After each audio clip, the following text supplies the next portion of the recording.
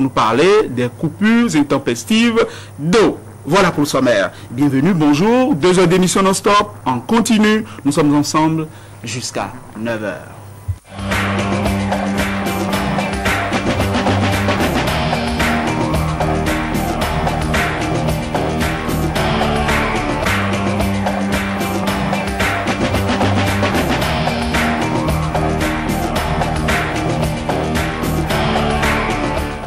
André Dossa, pas de fil rouge ce matin. Les journaux sont allés dans tous les sens. Mais l'information de la matinée, ce qu'on retiendra principalement, c'est que le chef de l'État, le chef de l'État béninois, qui a besoin d'un peu de chance en ce moment, est allé voir hier Goodluck Jonathan, son homologue du Nigeria. Ça peut lui porter chance. Oui, certains journaux ont abordé cette actualité que vous évoquez là, mais nous allons, comme d'habitude, ouvrir par la une du quotidien Maison, le journal Fraternité qui parle d'une toute autre actualité. Mesdames, Messieurs, bonjour. Localité de Tchaourou, titre le journal, grave accident devant le domicile de Yayi, 7 morts et 2 blessés. Réalisation de la LEPI Agua, écrit à Bako, il relève encore de nombreux dysfonctionnements dans la gestion du processus. Tournoi de Lyomois à Niamey, les écureuils en finale face au Niger. Et si Yayi envoyait une délégation à Niamey. Pour les élections de 2011, le ministre Zakari Baba Bodi pour la LEPI plutôt que la liste manuelle. Hier nuit à Zobadje, un malfrat arrêté pour avoir volé une motodrome à Cotonou. Forum international pour l'autonomisation des femmes, les femmes leaders pour la lutte contre l'informel. Le spectacle de l'incivisme, titre le chroniqueur national de Fraternité qui publie en sa page 15, sa page régionale, la page régionale nord de Fraternité, c'est-à-dire la page 15. Donc voilà, de ce journal, si vous voulez, l'actualité régionale nord du pays, c'est à la page 15 de Fraternité. La Nation, assistance aux victimes des inondations au Bénin, 2 cargos humanitaires libyens à Cotonou. Réforme électorale, le gouvernement prône la LEPI pour 2011. La presse du jour, positionnement pour les législatives de 2011 sur la liste FCBE, déjà des appels de pied au chef de l'État, réalisation forcée de la LEPI, les griefs de Edmond Agua contre Arifari Bako. Et pourtant, le maire Moukara Mousseline avait raison. Sagesse Info, nous sommes vendredi, le journal est essentiellement consacré à l'économie. Classement d'une Business 2011 de la Banque mondiale, le Bénin gagne 2 places. La preuve que le climat des affaires s'améliore de plus en plus. Le progrès, mise en place des structures chargées de l'organisation des prochaines élections de 2011. Un retard inquiétant. Mexan Diego à la tête de l'ANPE, de nouveaux défis pour l'emploi des jeunes. L'événement précis, déclaration de Christophe Adessi à propos des contre-performances du Bénin au classement d'une Business 2011. Il faut plus de réformes pour améliorer le climat des affaires au Bénin. Signature du protocole d'accord d'adhésion entre l'Union des Nations et le Parti Marche. Maître Adrien Roubedi décroche un soutien de taille à Abomey Kanavi. Le challenge, bras de fer au port autonome de Cotonou, qui de Roro Terminal SA ou de la Sobemap payera les centaines de millions de dommages et intérêts malgré les vagues, les frasques et les fracas. Boni est toujours à l'avant-garde du rayonnement de son pays. Il était hier au Nigeria. La Croix, réalisation de la LEPI, retard et difficultés s'accentuent. Lettre numéro 20 au présidentiel 2011, le traitement réservé à l'opposition. Aujourd'hui au Bénin, prochaine élection présidentielle au Bénin, les vrais indices de l'échec de Yayi en 2011. Le confrère de la matinée, tractation pour la prochaine présidentielle, l'UN se bonifie d'une nouvelle adhésion. Drame dans le secteur sanitaire.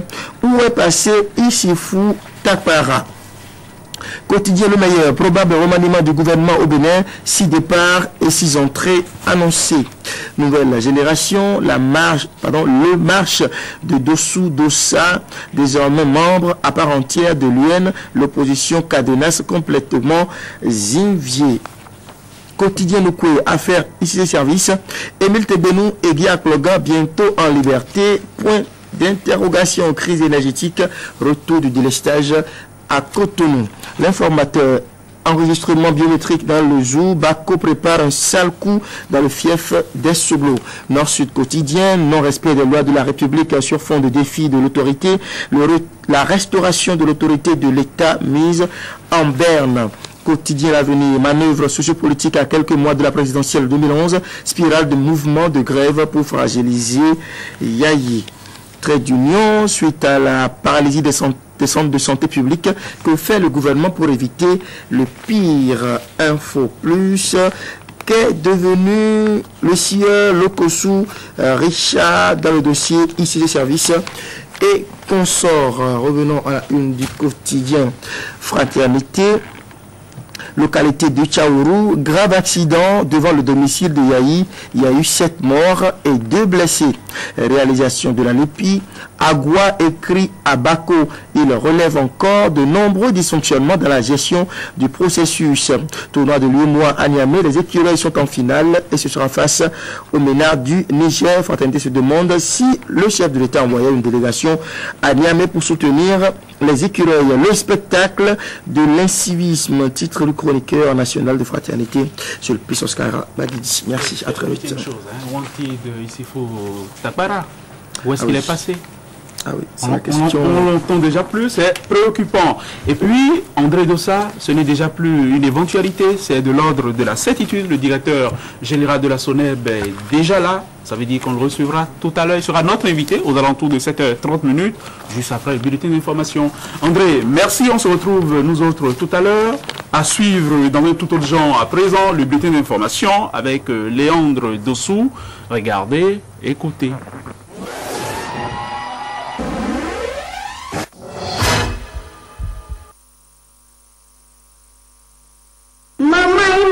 Quelque chose à mon petit déjeuner. Ah, tu as raison, mon prince. Je te l'apporte tout de suite.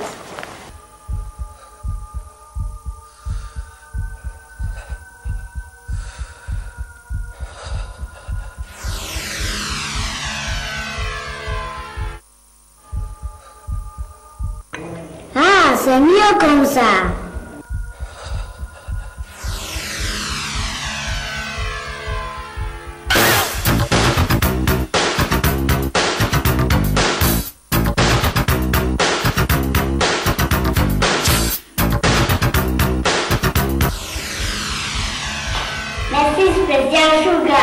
Special Sugar, le sucre qui vous éveille à la vie.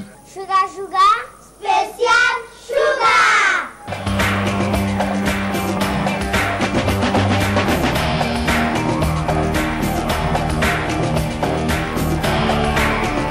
Léon Dossou avec vous, la tournée matinale de nos régions et à travers tout le pays, des reportages de proximité. Les nouvelles sont-elles bonnes? Léon, bonjour. On verra tout à l'heure. Bonjour, une heure, madame, monsieur, bonjour. Difficile pour les populations de Porto Novo d'emprunter la route qui passe devant le marché Wando. Dans un état de dégradation avancée, cette voie, l'une des plus importantes de la capitale, crée d'énormes dommages aux usagers. Il n'y a presque pas de jour où elle n'enregistre de cas d'accident. Emma Houdon. La voirie à Porto Novo se dégrade inexorablement et le problème se pose avec plus d'acuité à certains endroits. Nous sommes sur la voie de Wando, une voie qui passe devant le marché du même nom et qui dessert plusieurs quartiers de Porto Novo et même des villes du département du Plateau comme Pobé et Ketu qui donnent sur le Nigeria. Emprunter ce tronçon, pourtant très pratiqué, relève aujourd'hui d'un véritable parcours du combattant. La chaussée déjà restreinte présente aujourd'hui une calvitie poussée et est ornée de larges crevasses, voire de grands trous béants qui sont source d'accidents mortels. Cette voie-là, c'est vraiment dégradé. Et il y a des trous un peu partout. Et la voie, vous voyez, ce n'est pas large.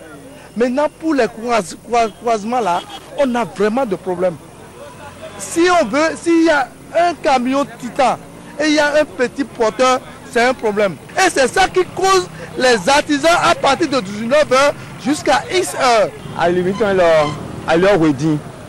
Parce que la circulation à l'audience. La voie est restreinte et quand la circulation est dense, c'est vraiment difficile de rouler avec les nombreux trous qui jonchent la voie. Pourtant, les autorités empruntent aussi la voie. Il y a beaucoup d'accidents ici. La fois passée, c'était un Zémidjan qui avait été fauché par un camion. Donc pour elle a fait donc la voie de Wando, c'est une voie très dangereuse parce que à chaque instant on assiste aux accidents.